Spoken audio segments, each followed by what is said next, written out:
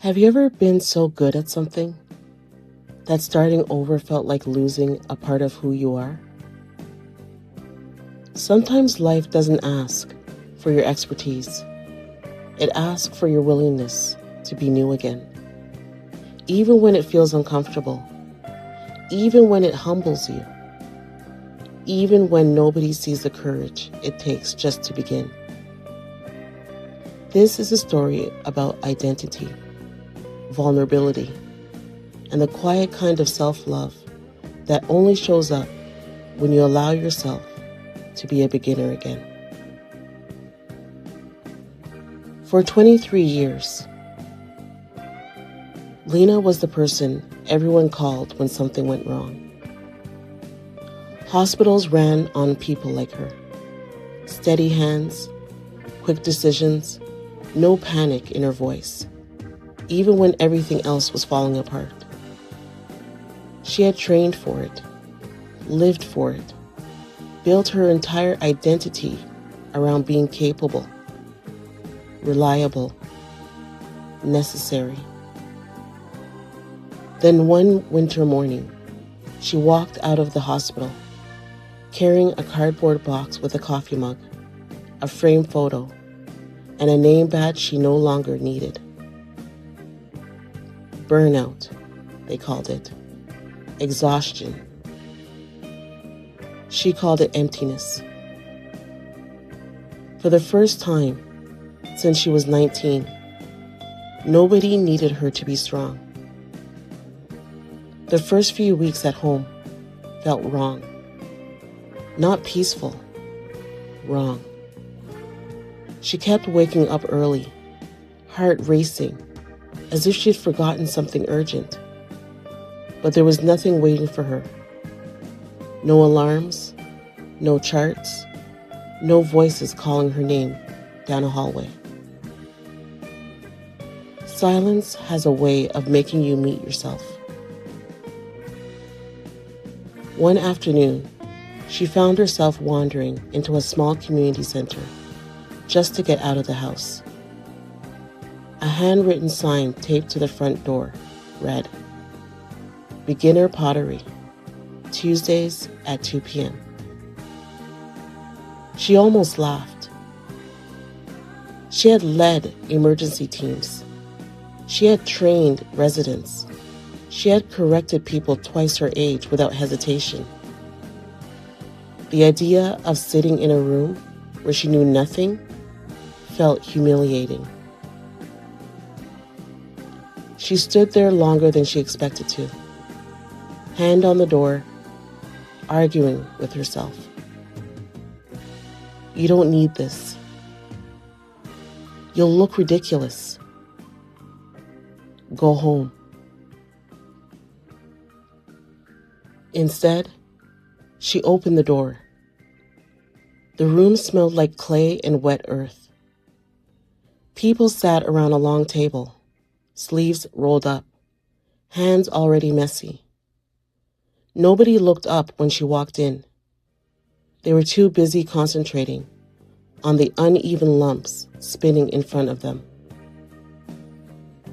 A woman with gray curls smiled and pointed to an empty seat. First time? Lena nodded.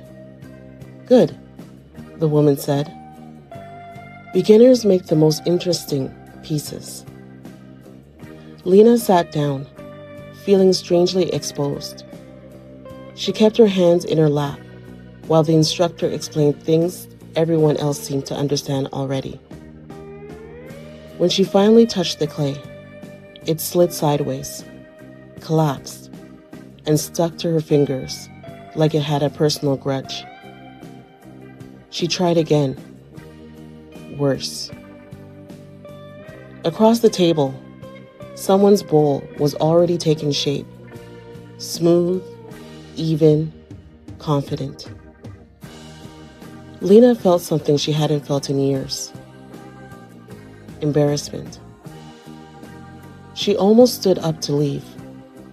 The old version of her, the expert, the one who knew what she was doing, would never have stayed in a room where she was the least capable person.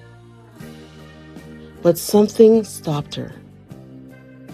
Maybe it was exhaustion. Maybe it was the quiet realization that she had spent decades only allowing herself to exist in places where she was already good. She took a breath and pressed her hands into the clay again.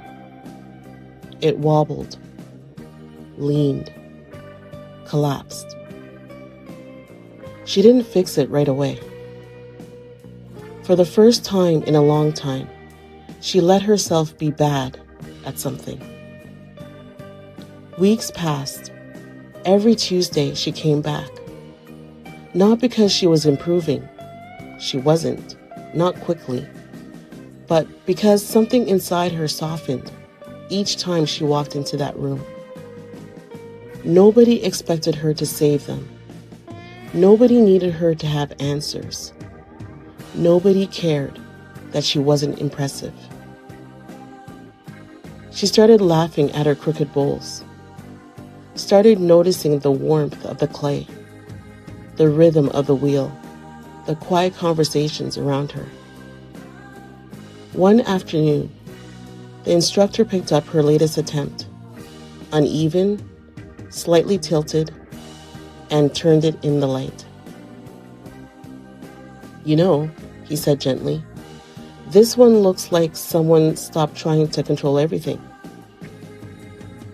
Lena felt her throat tighten. She realized that she hadn't come for pottery at all. She had come to learn how to be a person again. Not a role, not a title, not the strong one everyone depended on. Just a person who was allowed to start over. On her way home that day, she passed the hospital without slowing down. For the first time, she didn't feel pulled back toward it. She felt something quieter, steadier. Pride. Not in being the best, but in being brave enough to be new. Because starting over wasn't a step backward. It was an act of self-love. Sometimes the kindest thing you can do for yourself is to walk into a room where nobody knows your name, your history, or what you used to be, and allow yourself to become someone else. Slowly, imperfectly, honestly. Not the expert, not the strong one, just human. Maybe there's something in your life right now that you've been avoiding because you're afraid of not being good at it. Maybe the next version of you isn't waiting for perfection. Maybe it's waiting for permission. Permission to start small. Permission to be awkward. Permission to grow without pressure. Because self-love isn't only about appreciating who you are. Sometimes it's about allowing yourself to become someone new. Together, let's move from doubt to power, one story at a time.